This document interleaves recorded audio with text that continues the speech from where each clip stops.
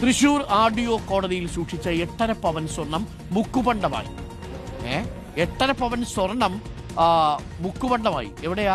RDO കോടതിയിൽ സൂക്ഷിച്ചത്.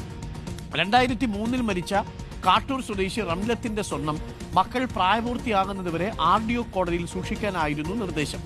പ്രായപൂർത്തിയായ ശേഷം സ്വർണം എടുക്കാൻ ചെന്നപ്പോഴാണ് മുക്കുപണ്ടമായി കണ്ടെത്തിയത്.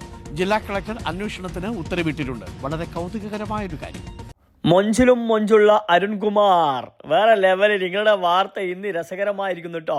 സ്വർണം കട്ടവൻ ആരാപ്പാ, ഇതാണ് ഈ പാട്ടിന് യോജിച്ചത് കേട്ടോ. ഇപ്പം സംഭവം സെറ്റായി. അപ്പൊ ചെങ്കളെ കൽബളെ എന്താണ് ചെയ്യുക? സമാധാനിക്കാം, മുക്കുപണ്ടം തന്നെങ്കിലും കിട്ടിക്കണല്ലോ.